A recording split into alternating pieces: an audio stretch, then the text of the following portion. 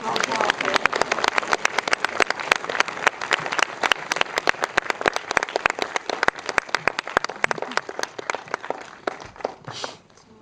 to start the conversation, it's very late, so I don't want to take time out of away from your questions. So just to start the conversation, I wanted to ask Director Zhao, where did he get the idea for making this movie? How did he?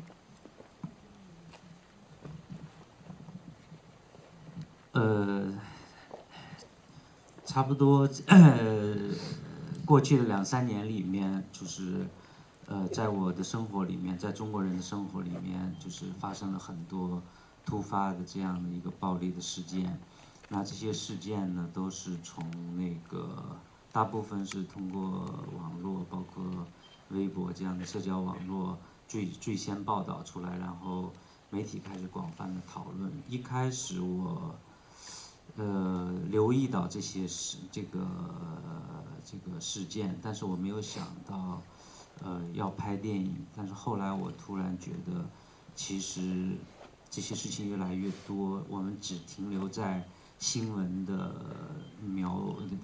报道跟讨论上是不够的。我觉得就是我们如果想理解暴力的根源，理解暴力本身的话，从电影的角度，从美学的角度去描述它，去理解它，变得非常重要。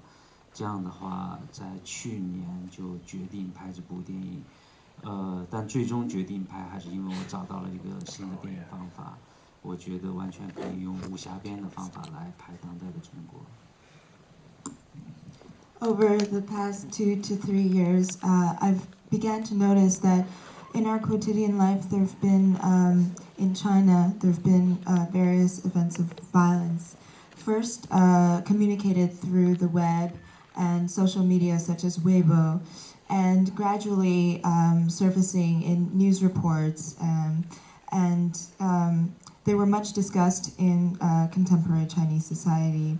At first, I didn't think to make the events into a story for a film. It was only when I began to notice the accumulation of these events and the increasing violence. Only then did I realize that in order to confront this violent present, that only news reports and exposition was not enough, that it had to be confronted through an art form and perhaps cinema. And the inspiration began when I found the form to communicate this story through, which is that of the wuxia film.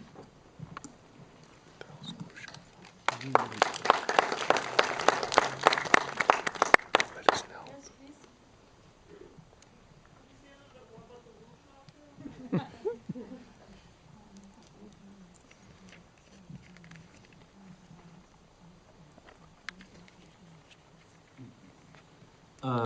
这个电影里面的4个人物，他们面临了4种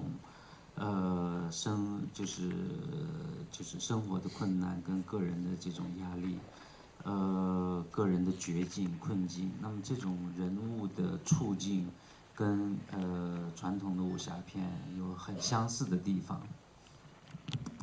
The 4 main characters in the film and their struggles with their surrounding milieu have, for me, specific connections to the characters in wuxia films of the past.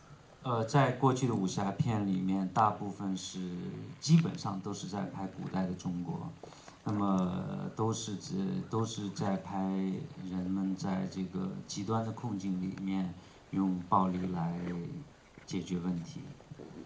In traditional wuxia films of the past,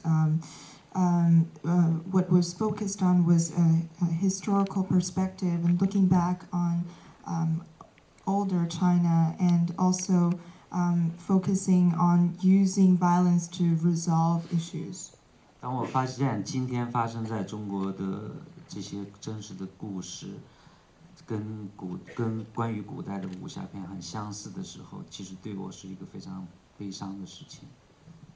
And I felt that the violence, the connection of violence between contemporary Chinese society and that which was portrayed in wuxia films of the past, this connection and parallelism for me is quite tragic. 那另外一方面呢，就是武侠片本身人们就是都在流动之中，就是所谓的闯江湖，都在这个江湖的流动之中，这个寻找这个生活的机会跟改变。那么在当代中国，大家也都在流动之中。这个电影是从第一个故事是春节前，第二个故事是春节期间，第三个故事是春节后。为什么选择这样的时间？是因为以春节为一个时间点，所有人都在回家，然后在离家，在远行，在这样的一个流动里面寻找自己的生活。所以我觉得，好像我们每个中国人都变成江湖中人，都在移动中寻找生活的机会。这个跟武侠片很像。Another characteristic defining the wuxia film is that of characters moving or being in transit and constantly in search of a new place to search for a better life, and at the same time a yearning to go home. And I find that this is something that many contemporary Chinese people also share. 所以我觉得，虽然中国的武侠片都是关于古代的，但是我相信我可以用它来拍当代。So although the wuxia genre has traditionally focused on looking at an ancient China from the past, I believe that this form could be applied to convey stories of contemporary Chinese society. How did you get this past the censors?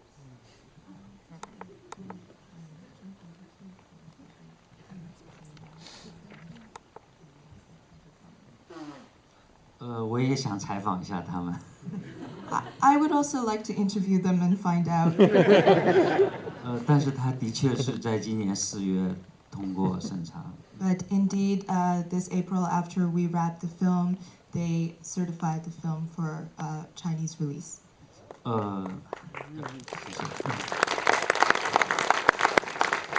我在决定拍这个电影的时候，其实最担心的是我的几个制片人，因为他们会很担心这个电影能不能上映，然后还能不能继续在中国拍电影。My biggest worry was actually for my 4 dear producers on the film, because they were worried about me and whether or not I'd be able to ever make another film in China again. 但是我没有这个担心。Now I'm not worried anymore. 因为我觉得，